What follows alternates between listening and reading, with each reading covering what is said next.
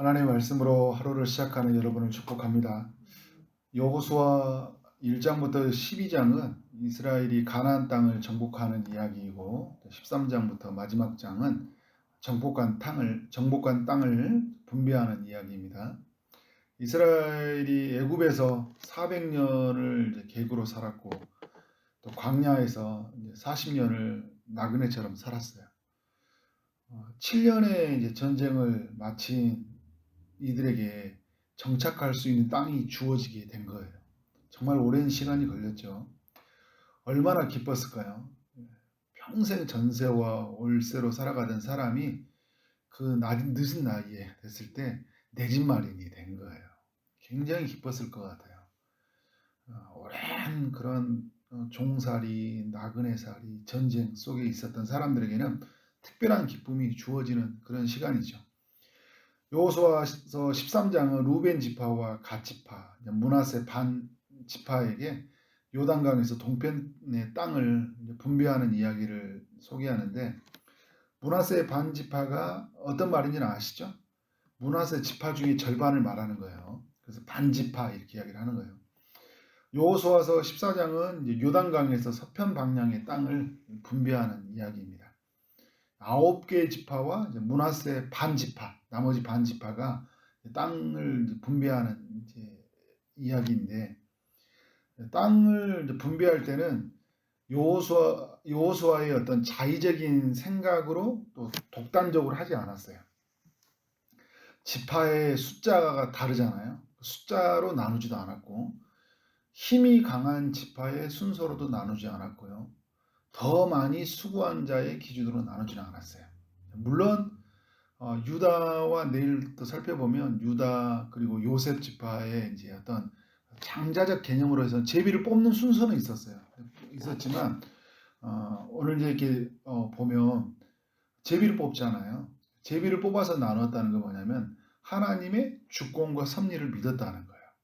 그러니까 힘의 논리, 숫자의 논리, 더 많이 수고한 자의 어떤 논리가 아니라 하나님이 마땅히 거할 곳에 거하게 하실 것을 믿고 그래서 이제 제비를 뽑게 되는데 1절을 보니까 이 제비 뽑는 현장에 제사장 엘르아살과 여호수아와 각 지파의 족장들이 참여하고 있다. 이거를 우리에게 알려주고 있죠.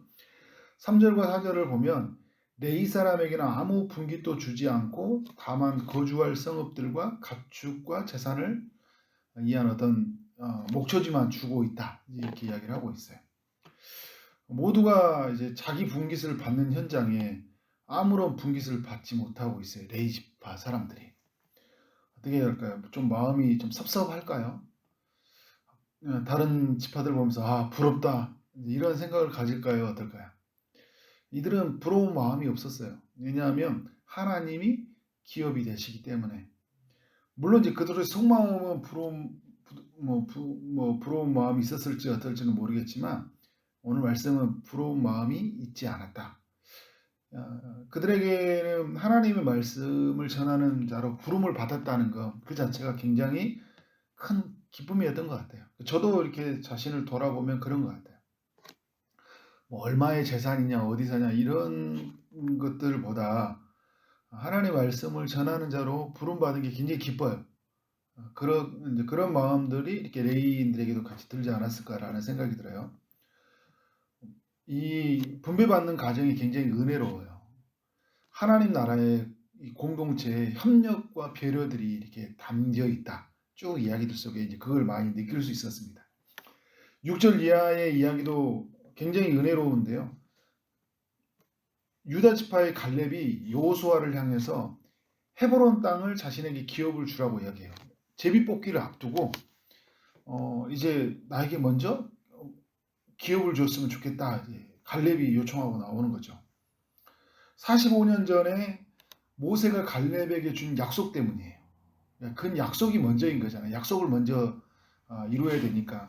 기본하고 하친 조약도 맺는 것도 여호와 이름으로 언약을 맺었기 때문에 그 언약이 맹세 때문에 그 기준을 깰 수가 없는 거거든요. 다른 것들은.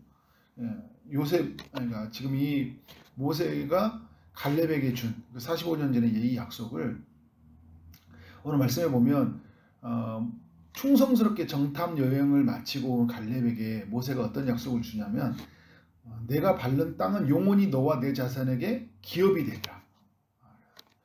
갈렙이 요구하는 그 땅은 다 이제 하나님의 기업이 될 것이다 이렇게 약속을 해줬던 거죠. 갈렙이 그런데 여러분 요구하는 땅을 보면 사람들이 가고 싶지 않은 땅이에요. 그것은 험한 산지가 있는 곳이고 그곳에 있는 사람들은 45년 전 정탐 때 봤던 거인과 같은 사람들이 많이 모여있는 헤브론 땅이었잖아요. 무엇보다 갈렙의 나이가 몇 세였어요? 85세예요. 그런데 그때나 지금이나 자기는 일반이래요. 어때요? 몸은 늙었지만 마음은 여전히 청춘이다 이런 분들 있죠. 안산동산교회 김인주 목사님 같은 보면 지금도 그 목사님은 개척해도 될 것 같아요. 항상 힘이 있고 화이팅하고 이렇게 에너지가 있잖아요. 갈렙 생각하면 김인주 목사님 생각이 많이 나요. 가장 많은 나이, 그런데 가장 험한 곳, 사람들이 무서운 곳이 있는 곳, 가고 싶지 않는 곳, 그곳을 가겠다는 거예요. 그곳을 보내달라고 하는 거예요. 지금 이 지파가 분배되기 전에 이 믿음의 선배가 가장 먼저 나서서 내가 험한 산을 가겠습니다. 이렇게 요청하고 있는 거예요. 가장 힘든 일을 자청하고 있어요.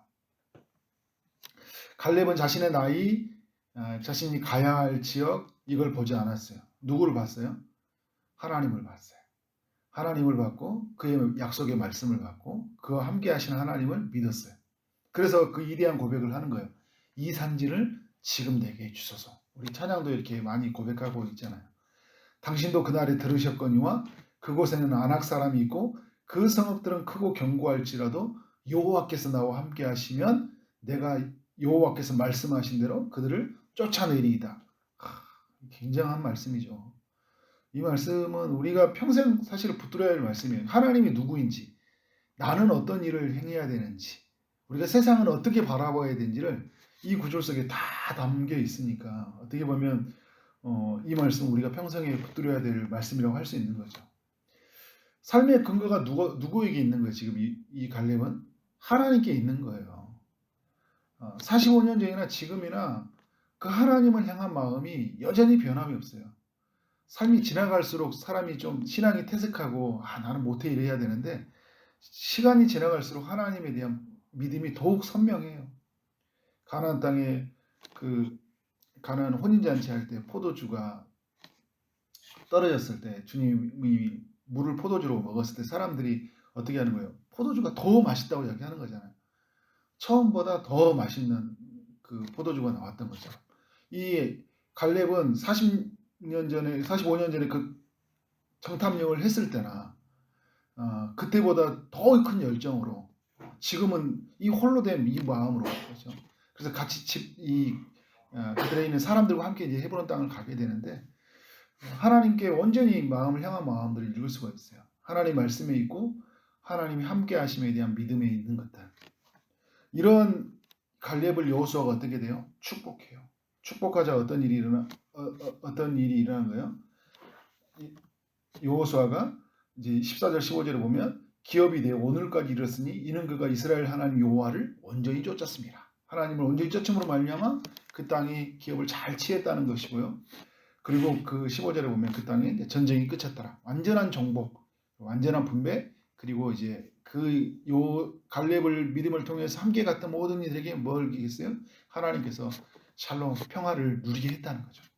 오늘 말씀이 주는 교훈이 뭘까요?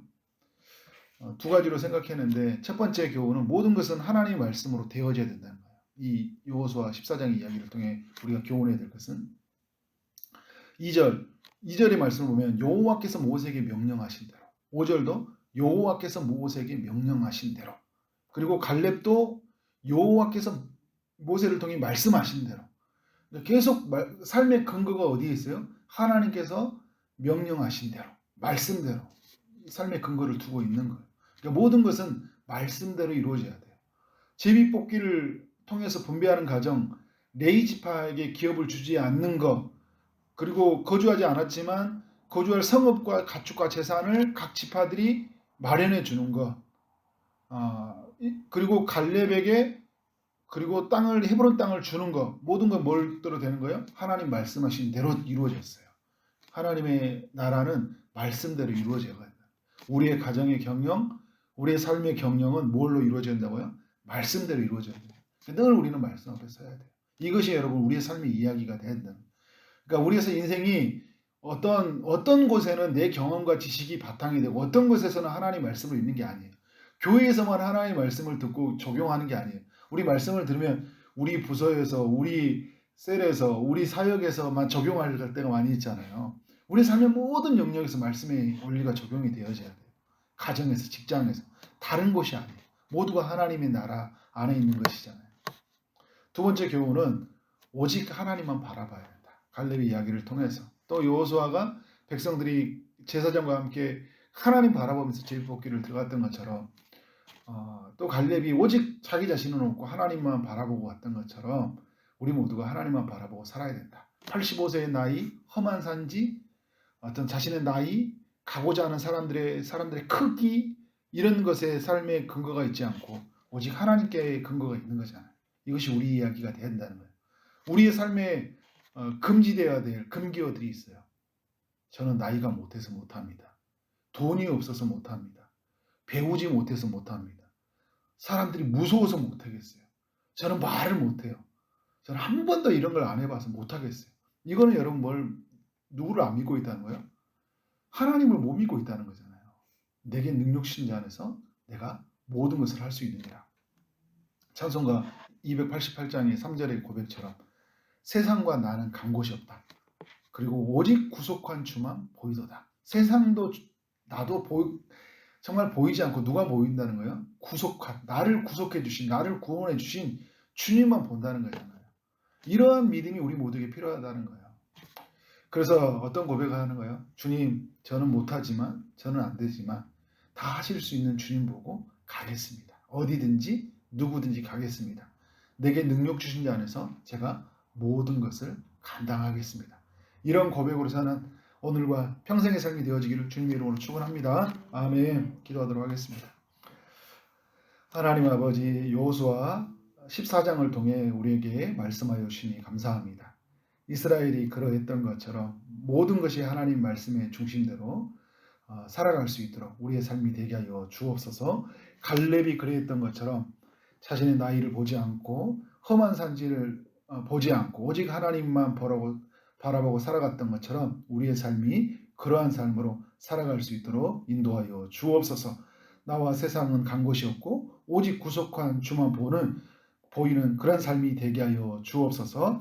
하나님께서 베푸시는 은혜가 너무 커서 그 사랑이 너무나 커서 이 산지를 내게 주소서라고 결단하며 고백하며 그래서 하나님 앞에 거룩한 삶으로 살아가는 우리 모두가 되게 하여 주옵소서. 오늘도 고난 중에 있는 성도들 가운데 찾아가셔서 은혜를 베풀어 주옵소서.